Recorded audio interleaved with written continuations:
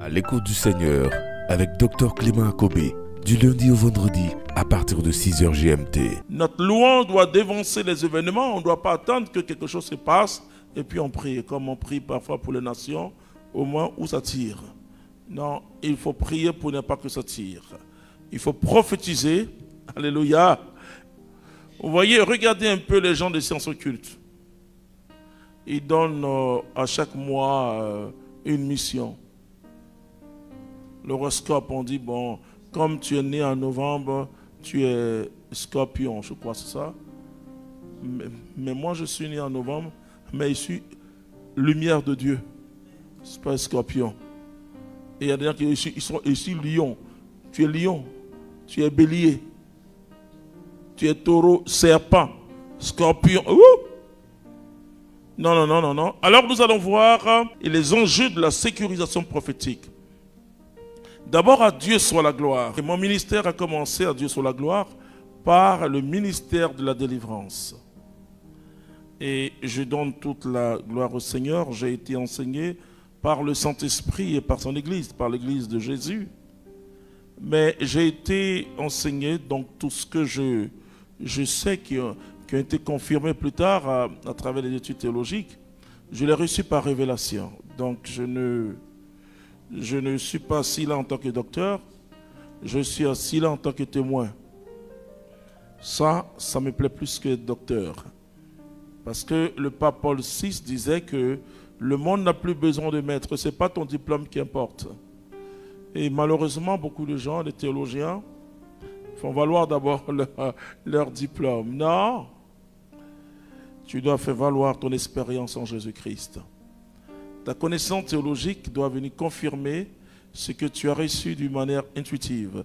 Parce que c'est le même esprit qui anime l'Église dans sa doctrine, dans son enseignement. C'est le même Saint-Esprit qui guide l'Église.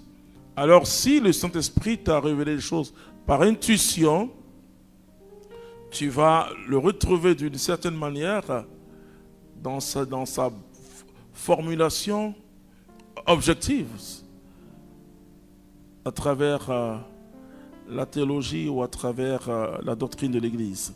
C'est très important à le dire. Donc ce que je vais vous dire, c'est qu'il y a un an à peu près, où le Seigneur m'a parlé de la sécurisation prophétique. Vous savez, pour ceux qui nous suivent de très très loin, vous êtes plusieurs centaines de personnes. Je donne toute la gloire au Seigneur. Le fait que en ce jour, normalement, on doit être encore en train de crier « Wow, wow !» Mais vous avez choisi de vivre cette année d'une manière spéciale avec Jésus. Je suis allé à l'ouest de la Côte d'Ivoire. Un membre de nos apostolats, les rebelles, vous savez, la rébellion en Côte d'Ivoire avait occupé sa grande maison. C'était un grand cadre de la région, mais ils ne pouvaient plus habiter sa maison. Même quand ils sont partis, quand il y a eu la normalisation, ils ne pouvaient plus aller. Et c'était terrible parce qu'il y avait des choses qui avaient été faites. Voilà. Et les gens sont allés, bon, ce qu'il fallait faire au Bénin, etc., etc. Mais quand les gens qui habitaient autour de lui sentent qu'il y a vraiment du chaos la nuit, quoi, spirituellement, etc. Alors nous sommes allés, et déjà ça faisait 5 ans que le Seigneur m'a pris à travers peut-être un séminaire que je vais relancer peut-être en février, le séminaire sur la conquête. Voilà.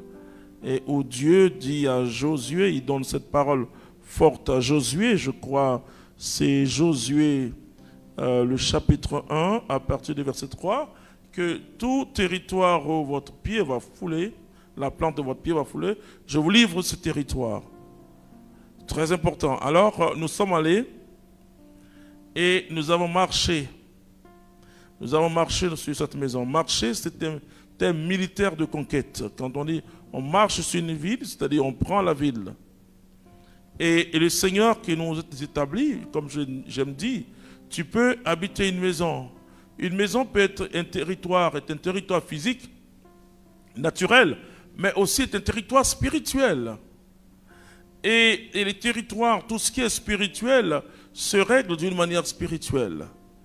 Chaque parole que nous prononçons, certes a un caractère humain et physique, mais a toujours un caractère spirituel. Ah. La sorcellerie, c'est un tas de paroles qu'on prononce sur une personne. La magie, c'est la même chose, etc. Alors, on est allé marcher à Dieu sur la gloire dans cette maison en entrant, mais en parlant. Parce qu'il ne suffit pas de marcher, mais en citant la parole de Dieu. Seigneur, tu as dit que je vous donne le pouvoir de marcher. Jésus dit de marcher sur tout le territoire du diable et d'écraser les serpents, les scorpions et de marcher sur toute la puissance de Satan. C'est dans son territoire, le territoire qui était maudit, et que nous pouvons marcher et rien ne pourra nous arriver. Alléluia. Et nous avons délogé le grand démon qui était couché là-bas, et il est redevenu propriétaire de sa propre maison. Voilà.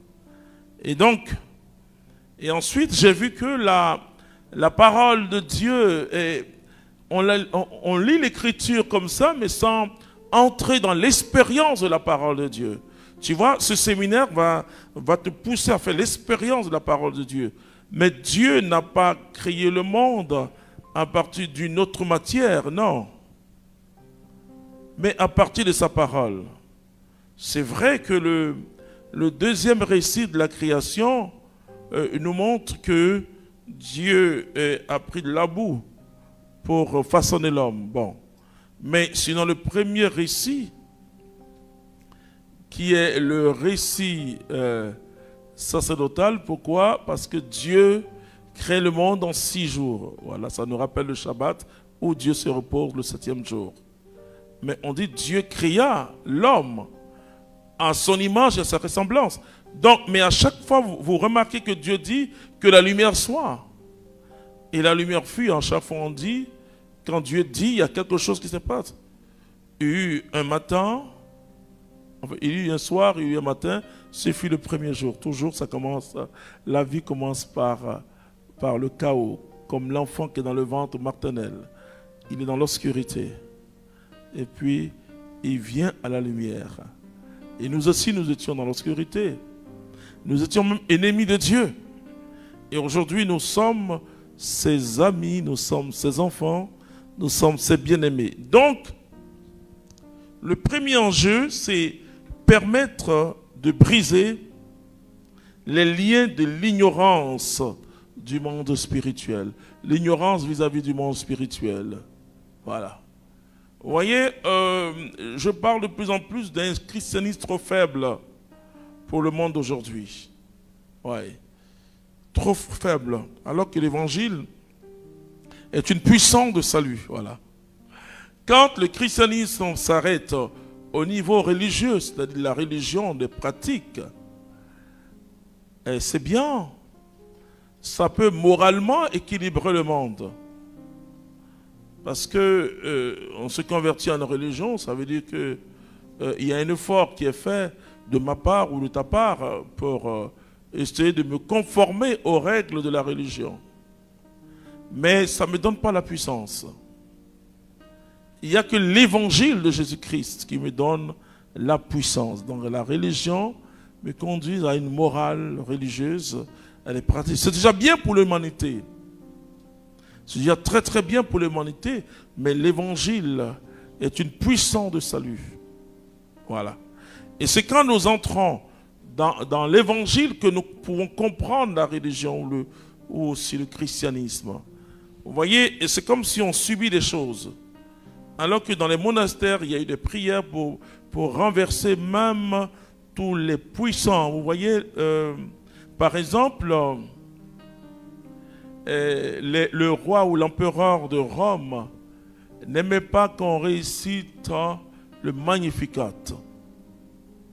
Ah oui. Hein?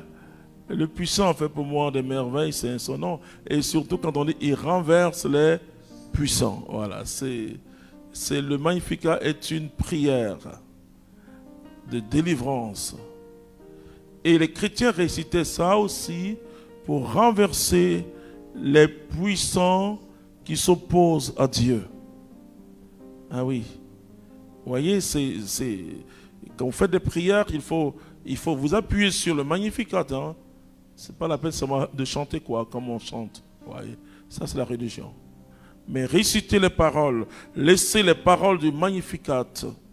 Parce que Dieu élève les humbles.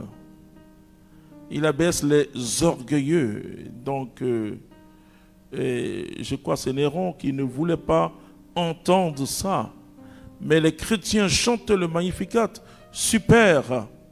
Et donc, il s'agit de briser les liens de l'ignorance et de connaître le monde spirituel mieux.